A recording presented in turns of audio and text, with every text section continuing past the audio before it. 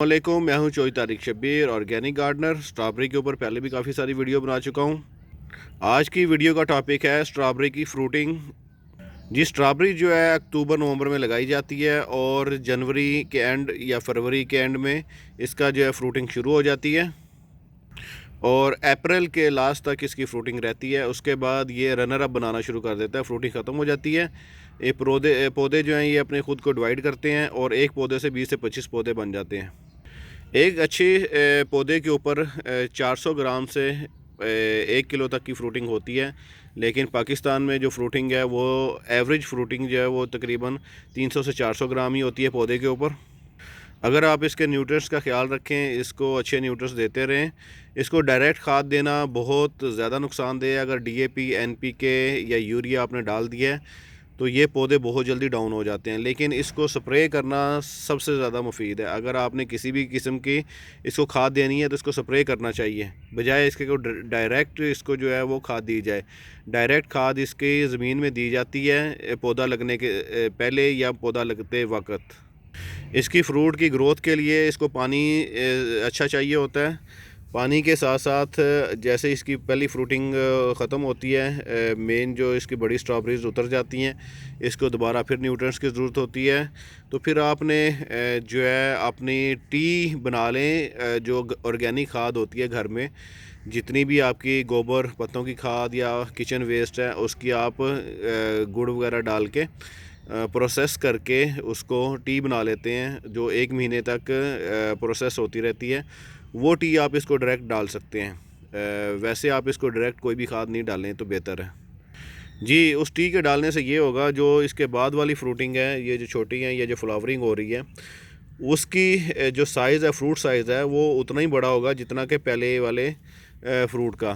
क्योंकि अक्सर होता है कि पहले वाले फ्रूट बड़े हो जाते हैं, बाद वाले छोटे छोटे रह जाते हैं। तो अगर आपने अच्छी फ्रूटिंग लेनी है इस प्लांट से तो आपको वक्तन फ़ौक्तन जो है ये इसमें आपको ऑर्गेनिक खाद डालने की ज़रूरत पड़ेगी। जी, इसका फल जो है 2 चीज़ों से इफ़ेक्ट होता है। एक, बारिश हो जाए गल जाता है। ये अगर मिट्टी के साथ लगाया हुआ है तो ये नीचे से गल जाएगा, पानी देंगे आप। दूसरा, इसको जो है परिंदे तंग करते हैं। बाकी इसमें कोई भी ख़ास बीमारियां नहीं लगती इस पौधे में। एक 8 से 12 इंच के पौधे में गमले में ये 2 पौधे आराम से हो जाते हैं।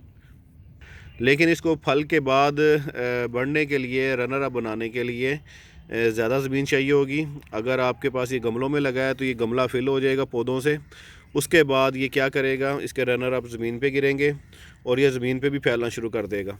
तो ये काफ़ी इसकी ग्रोथ अच्छी हो जाती है अगर आप इसको पूरी गर्मियाँ पानी देते रहें। जून इसको तंग करता है, सख्त गर्मी जो है, लेकिन उसके बाद ये सारा साल जो है ग्रोथ में रहता है। तो आप इसके रनर अप से जो कि इसके पत्तों से आगे बनेंगे, उनको आगे आप शिफ्ट कर सकते हैं।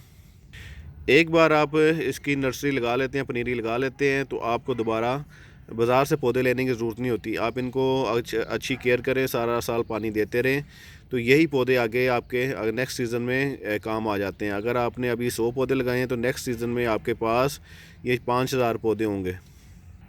लेकिन फार्मर क्या करता है, फार्मर अपनी ज़मीन को जो है वो नहीं कर सकता, बाउंड नहीं कर सकता, तो वो इसको ख़त्म करता है और दोबारा दूसरी फसल लगा लेता है। जब इसकी फसल का टाइम आता है तो इसकी पनीरी दोबारा ले लेता है और फिर लगाता है। फार्मर सिर्फ अपना टाइम और वो बचाता है, ज़मीन की वो बचाता है, उसको दूसरी फसलें लेनी होती हैं इसके ऊपर से। लेकिन आप जो घर में उगा रहे हैं उनको इतनी वो ज़रूरत नहीं होती स्पेस की और इसकी। अगर आप जिस इस पॉट में इसको लगा हुआ है, इसको लगा रहने दें। अगले साल इसको आप जो है शिफ्ट कर सकते हैं। जो ज़्यादा इजाफी पौधे होंगे वो अपने दोस्तों को आप गिफ्ट दे सकते हैं। तो इसमें जो बीमारियां वगैरह कोई ख़ास नहीं है। सिर्फ इसको जो है ज़्यादा पानी और ज़्यादा गर्मी से बचाना होता है। लेकिन जब इसकी फ्रूटिंग पे आ गया है तो इसको आपको अच्छा पानी देना पड़ता है कि इसकी सॉइल जो है वो ड्राई ना हो। बाकी कभी भी आप इसको डायरेक्ट खाद देने का तजर्बा ना करें। इस तरह जो है काफ़ी लोग जो है इस तरह का तजर्बा करते हैं, उनके पौधे जो हैं वो मर जाते हैं। अल्लाह हाफिज़।